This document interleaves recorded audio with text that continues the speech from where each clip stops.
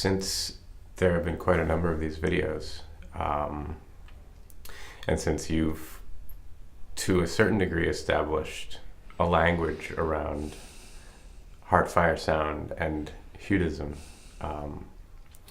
there are words and terms and phrases that come up that have layers of meaning and significance that are based on understanding and having engaged with the practice to a certain degree. I'm wondering whether it's possible to transmit the fullness of the Dharma without some of these specific charged words. You'd have no language representing any Dharma then. You may as well throw all the books in a big fire, right? Because they are, after all, just words, but they have a purpose. Have a purpose. It's like saying, do away with all schools because too many words, dictionaries. So, burn them all. I agree. And just burn them.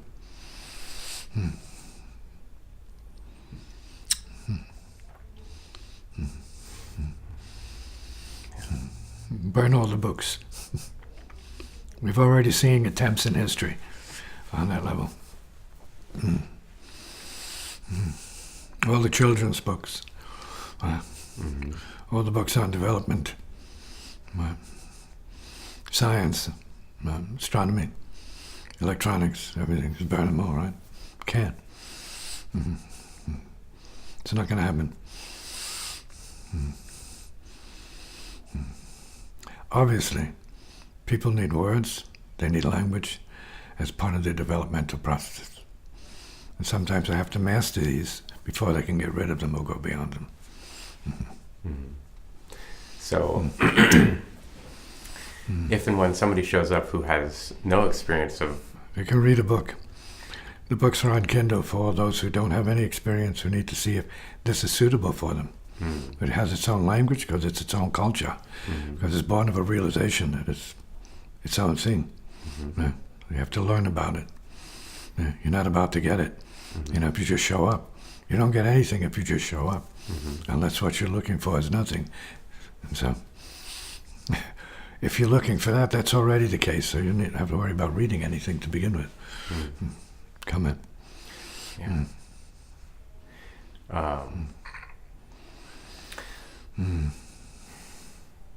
The books are simple enough, the language is simple enough for those people who are into it.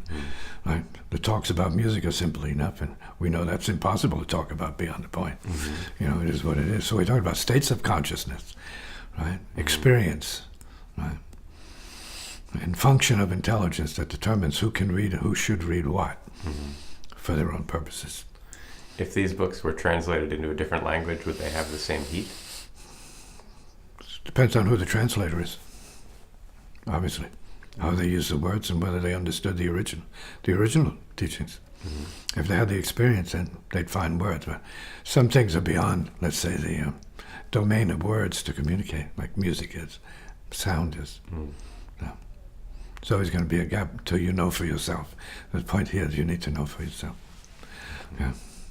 And since we're not talking about just abstract metaphysics and philosophy, we have music to demonstrate what is being talked about.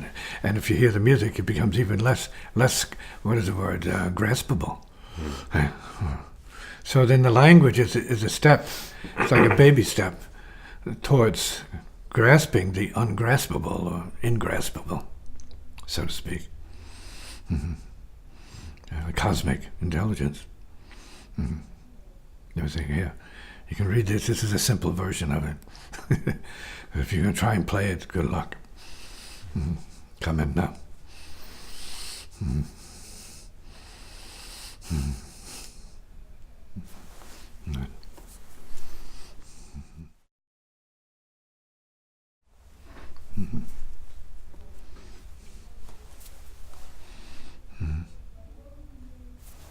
So part of that question was to do with the baggage that some people may have around the word Dharma or around the word God, or these various words that are used in the tradition to express what it is. And so certain words There may be no words for what it really is, right? And that might be the heart of it. There are no words to describe what it really is. What it really is, whatever that is beyond words. Because we're being it all the time. Talking about it is after the fact. Thinking about it and writing about it is after the fact. Sometimes what you say and what you do can help other people come into it. See, find resonance with what it is that is beyond words. So yeah, what is the key to the resonance required? See?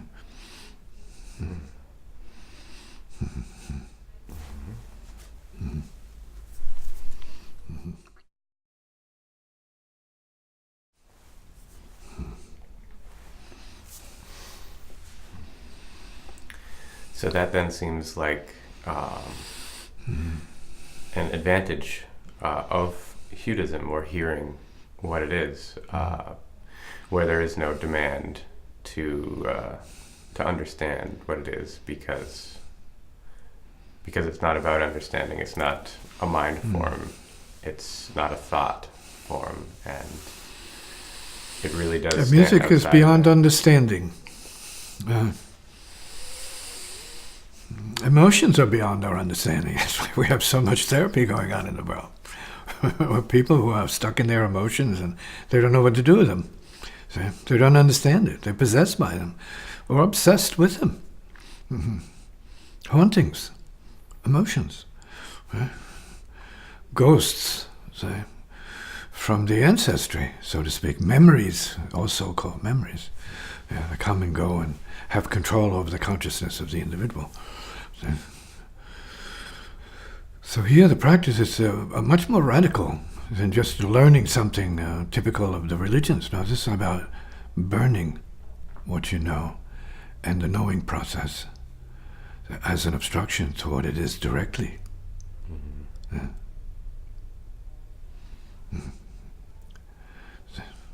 Present. The presence.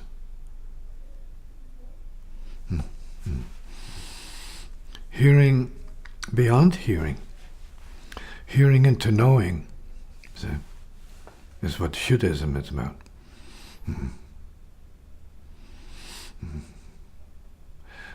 We can say that you're hearing into knowing being. Could be. Hearing into going beyond self-thought, mind, world, time, space, energy, and matter. Just words? What?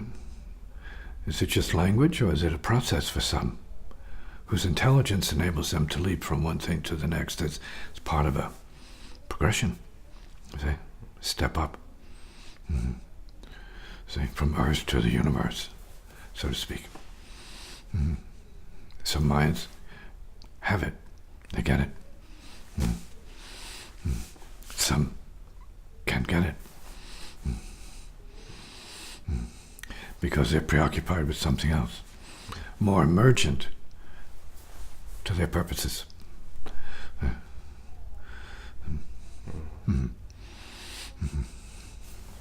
And relative to the ears and hearing, or the heart and hearing, what impedes? Children hear it, but they don't understand it. They hear way before any understanding. And they dance to it. And they're jumping all over the place because the music is animating them in a certain way. They're on the sound stream level of vibratory resonance. They get it. They become it. They are it. Animals, plants, nature, in the sound, already in the sound. There's no understanding involved in it. Animals get it. It's beyond understanding. And it's just like that.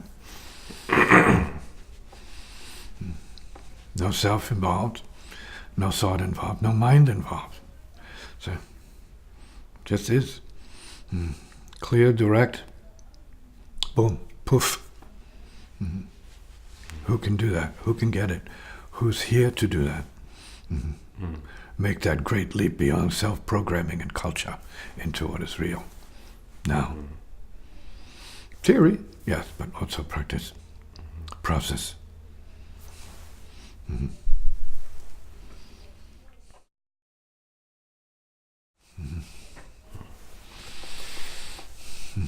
I guess in that sense, musicians in this culture are particularly and peculiarly positioned to either offer this to the world or miss this, and then thereby misinform. Well, if they're able to hear, because this capacity is not limited to musicians.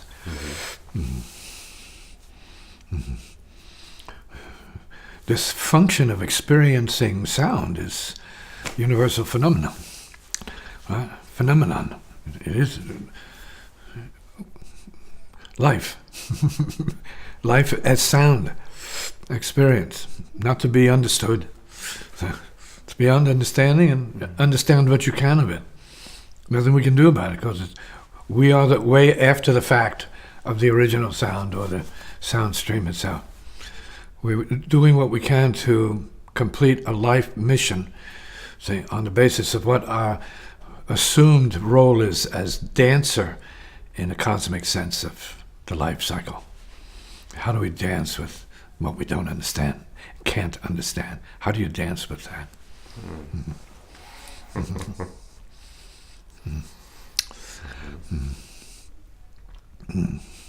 So musicians can hear, and some more finely than others. But what are they hearing? They're just hearing sound? That's not enough. So, to hear a pitch is not enough. It's good for musical and mechanical purposes, but that's not enough. So, it's good for tuning your instrument. It's not enough. It doesn't bring in any wisdom. It doesn't guarantee or equal anything. Just attunement at that level. It could be relative to music, and it could also correspond to memory, higher memory functioning, or difference in memory capability. We're talking about no memory as part of this understanding of incomprehensibility relative to what sound is. So the issue of realization and the stop point, stop, look, and listen point of nowness is crucial. Regardless of what you do and what you can hear and what you see and what you can't see, what you can understand and what you better understand. All of that just stops here. So this is a stop and restart button that the gift of practice can give any individual who has the heart and the courage to proceed in this direction. No self, no thought, no mind, no world. Zero. Already. Always. Already. Here.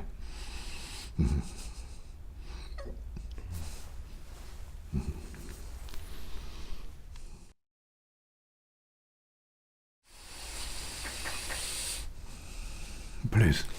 Though this practice and the reality surrounding this practice. Is this a question? Yes. Okay. Is beyond understanding, as you just said. It seems as though understanding. Well, some get it. It's beyond a certain level of understanding. It's not for all egos to understanding in the same way, because everyone is evolving relative to their karmic debt and relative to their inheritance and their blood field, right? Their ancestry and what it's done and what it needs to do and so on, which are all showing up in the form of memories and instincts, impulses, urges, drives, intentions, say, in the individual. Psychodrama, right? World karma drama, all of it. And all of it ultimately is garbage. So, in the face of peace, it's garbage. For peace to exist as peace, all of it has to stop. So peace is obvious. For those who can hear that, it is what it is. Let's practice.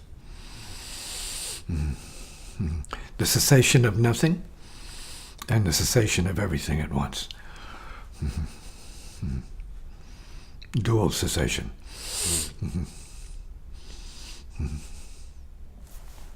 So, is it possible for peace to coexist within one sort of karmic world? Everyone is coexisting despite that. It's relative to what they perceive their needs to be. See? It's all karma bouncing off of karma. See? The difference between beings is summarized in what we're calling karma, karmic patterns, karmic tendencies, and so on. See?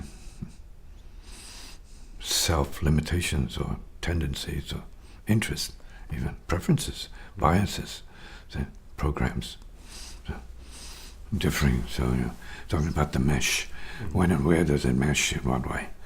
So, and all the sex in the world doesn't mesh, doesn't make it one thing. It's a moment. So it's a moment. Mm-hmm. And karma will have its way and people will go their ways.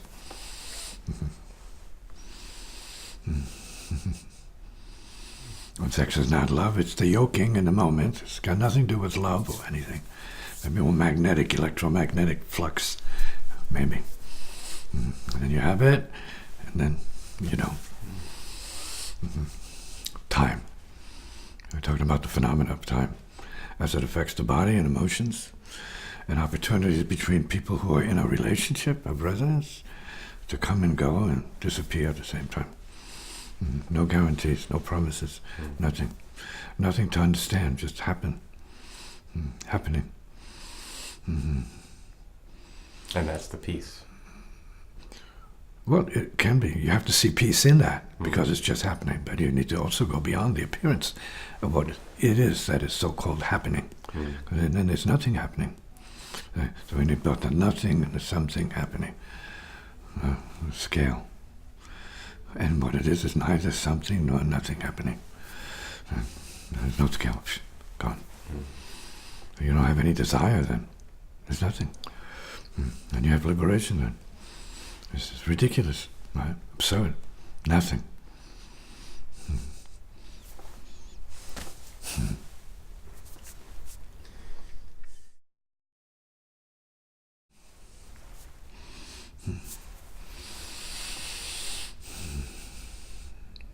Even the scientists, the greatest minds in the world, run out of words. They have to make words.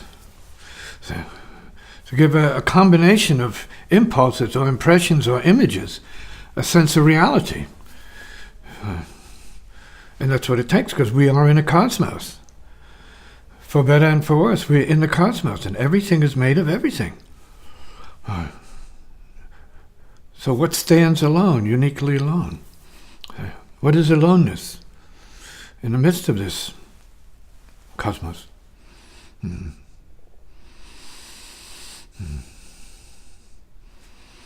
The mystics have a word called heart. So that stands alone. That's the core of everything and nothing. Safe? Just a word. No more. It's powerful.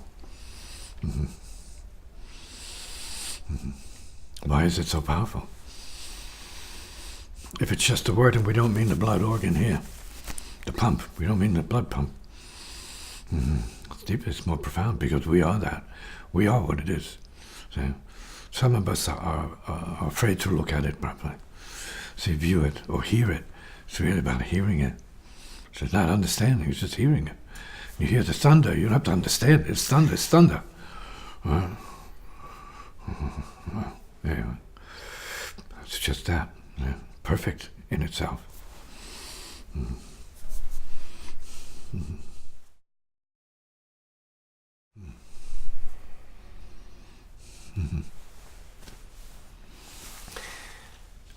It seems like there's a progression sometimes of things to let go of. Not everything is to be let go of immediately. You can't let it all go immediately anyway. It's only certain things you can let go of. See?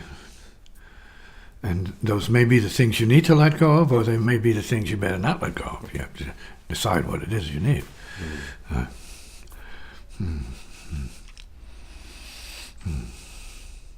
And as it applies to musicians and their lack of progression, their lack of evolution, their lack of, let's say, realization of what sound is and what enlightenment may be, or what I call ensoundment relative to music.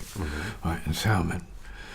whereas it's enlightenment relative to knowledge and wisdom, right? In terms of an intellectual mind. Here we're talking about Judaism, right? As the sound directly and only, mindlessly speaking, is experience as what it is. So just a sound, the wave. Mindless, selfless experiencing of a flux, wavular flux, vibrational flux, the livingness of space and life. Incomprehensible and yet absolutely experiential. So, obvious reality. So what we are talking about then is the cessation of the perception of the experience of neurosis as an obstruction. You have to stop strangulating yourself. You have to know that you're doing it. You have to look in the mirror, see if in fact your hands are up on your throat and you are, seriously squeezing life out of yourself. And you stop. So, oh, didn't know that. So I'm doing it. Oh, it's easy. You have to know what you're doing to obstruct yourself and kill yourself as an artist. And often it's more unconscious and complex than that. It's just culture. You're unconscious of the influence that culture has on you and what you've heard has on you. You think about what you've heard is who you are. Is it? Is that all you are? And so on. Are you the memories of other musicians? Sounds of other musicians? Or are you something else, radically apart from and yet presently manifesting something other than that? Memory.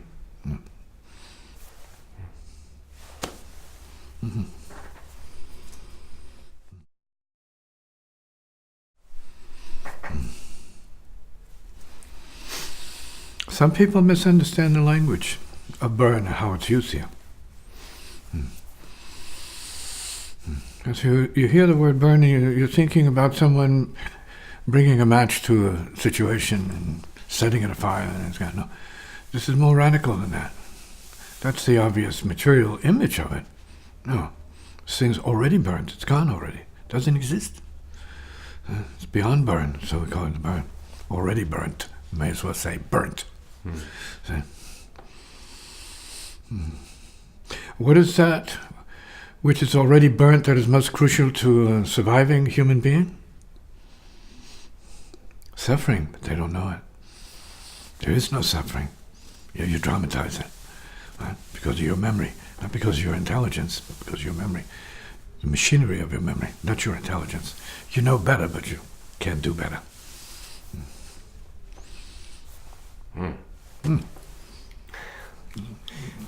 And you phrased the process of,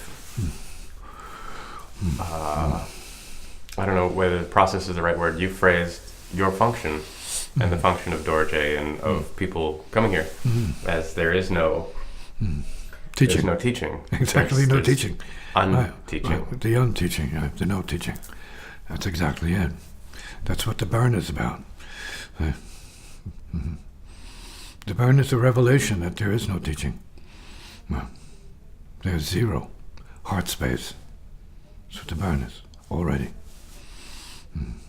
Every night you enter the burn of non-existence,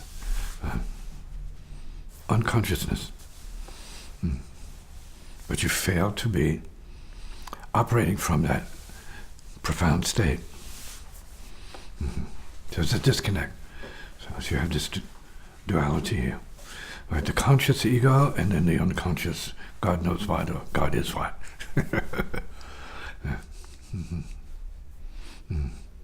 And we are both, obviously. It is both. In the Dharma you have the two truths, what seems and then what is. What appears and what's already disappeared. Can't appear at all.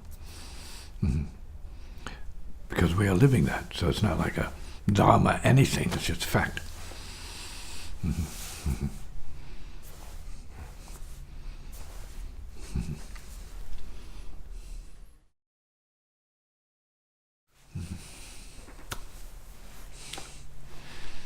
seems like the process is two-sided, or in two ways. One is that one shows up and encounters what it is, but then there's also the side where one needs to let go of certain things. One needs to be able to take a step beyond. And I wanted to ask about the intuitive understanding necessary to let go, because maybe prior to a certain point or prior to a certain understanding, there isn't enough certainty to be able to let go of something that feels really important, like you talked about the Buddha letting go of family. But beyond a certain point, wow, yes, of course. Well, it's letting go of a certain finite sample of family and a step towards the greater consciousness, the cosmic, from the self, finite, to the cosmic. That's the progression. The heart is the universe. The universe is the heart.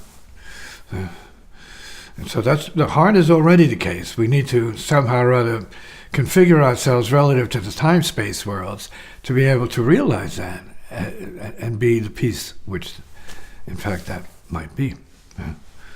And yet still go about your business and act ordinary, let's say, acting according to ordinary self, body, and mind, right? Body, speech, and mind, if you want to use that. As if nothing's happening, but having the peace so that regardless of what shows up in terms of the karmic tensions, right? Time tensions, space tensions, energy tensions, right? Mind tensions, there's no problem. One breathes easy throughout all of it. The body's going to get anxious. It's going to feel pain. There's going to be mishaps and testing of who one is and what they can handle. That's what the body's here as. It's a laboratory, pain laboratory, pleasure laboratory. And what we are in spirit is beyond both. But we learn from the experience, the blood karma experience of pain and pleasure, that we are reality in between, in neither, simultaneously.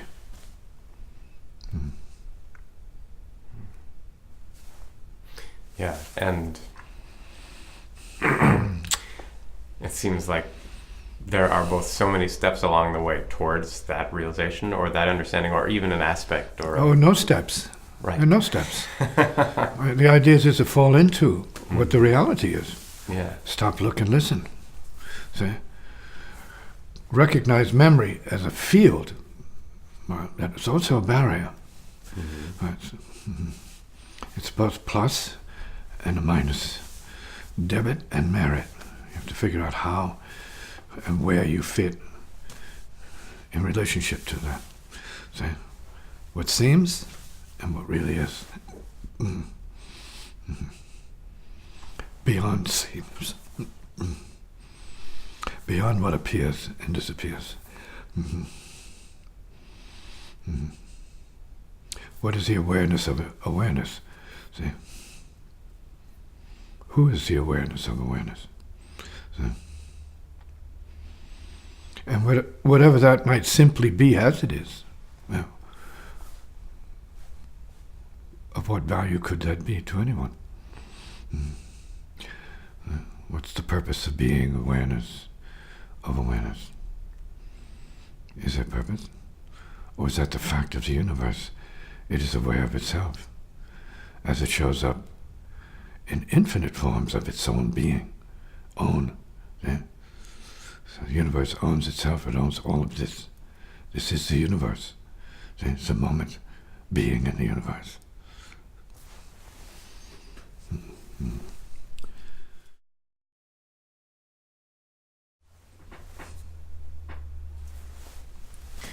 Is the practice of hearing wisdom in any fundamental way? Hearing into knowing, Shuddha. Hearing into knowing, right? Beyond knowing. So it's a hearing into hearing, beyond hearing, right?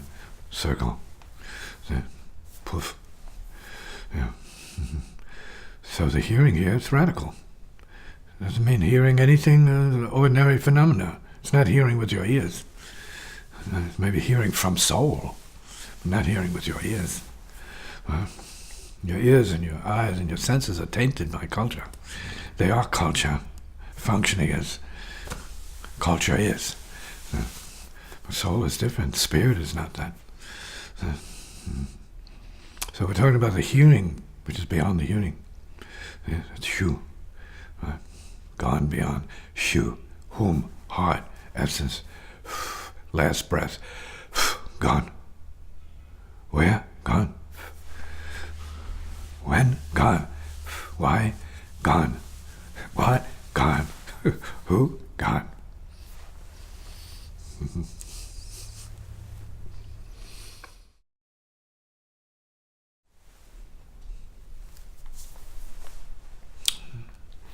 We've talked about potential as potential, like prior to as potential, God as potential. Once Intelligence. it manifests Yeah. through That a means note. knowing, not knowing. You have to know, not knowing. That's intelligence. Okay. Once there is a manifestation of potential, is it still Well, once there potential? is not a manifestation, maybe the awareness of it. Once there's the awareness of potential, then we have to question what is the awareness of potential that is other than the potential, if that's possible.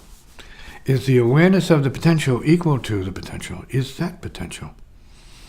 Or is potential awareness itself?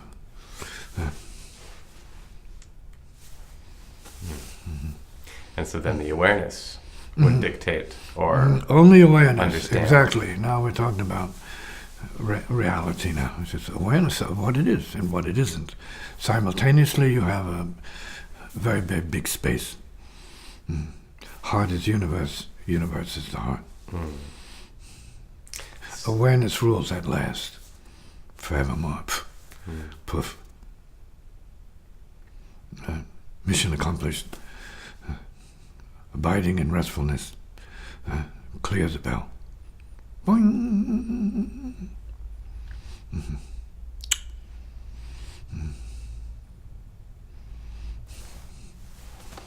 Who can endure that? not I.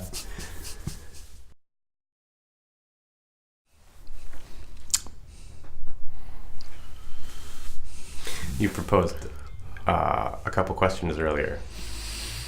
What do you talk about when there's no mind? What do you play when there's no music? Right. Those aren't really questions. And they're not really asking or waiting for answers. They are the presence of the paradox upon everyone now.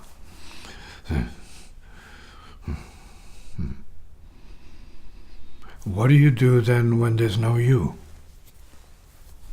How do you do when there's no you? Where are you if there's no you? Who are you without you? And so what we're saying, what it's referring to in the wisdom teachings is the I, and the me, or this. And there is none. And the assumption of that is a spook.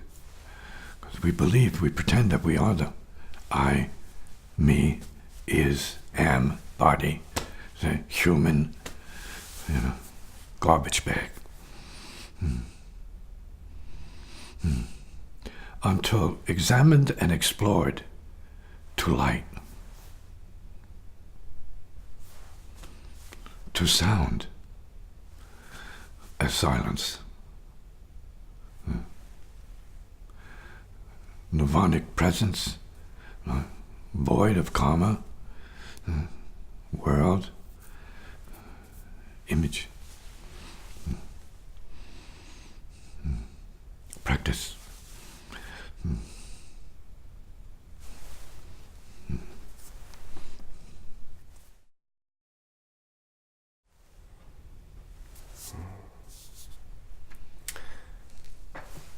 Would Hudaism be what it is if you didn't have as a background or as a sort of a substrate for your music, free jazz.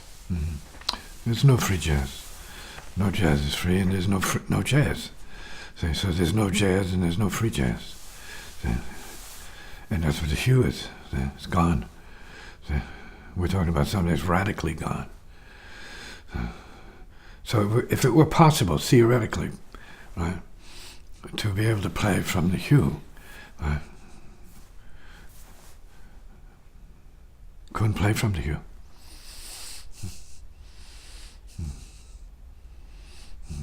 Couldn't play from it.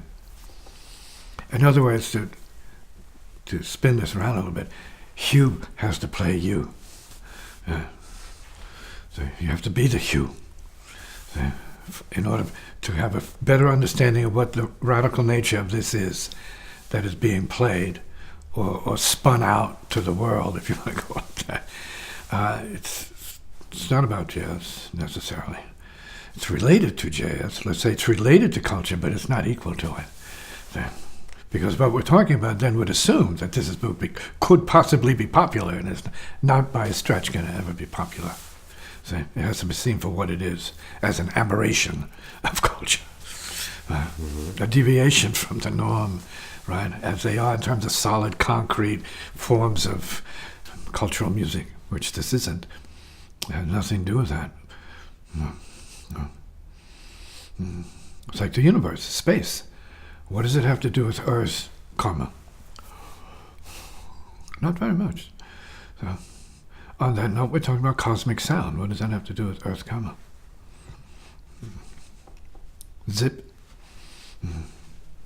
Except that we are part of the universe and we are Earth karma. And the idea, of course, is from the deepest point of view, we are the universe. Yeah. So we're not just our human limitations. We are just spirit, energy, light. We are enlightened beings, ensounded beings. So it's all sound or no sound, or both, all and no sound. Shoo, all and no sound.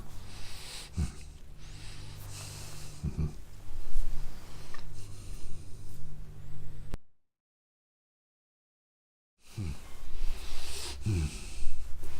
Time doesn't own the spiritual. So we're talking about something complex to comprehend from a certain angle. The Dharma, the wisdom teachings, and I speak as a spiritualist first, more than anything else. Native is spirit first. Body, life, death, spirit. Spirit first, spirit, life, death, spirit, life. So, life, birth, spirit, death, more spirit, new life, more, ad infinitum, to realization. One is the total is the one. Ekayana. The Ekyana. Mm-hmm. Mm-hmm. Mm-hmm.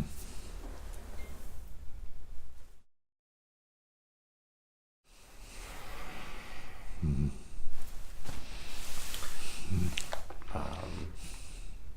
As I sit here, and particularly after these 40 minutes of video so far,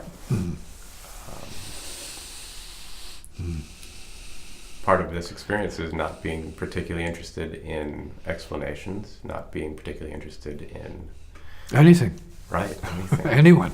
I mean, the flavor of Gone is so present and so powerful. Yeah, full. Exactly.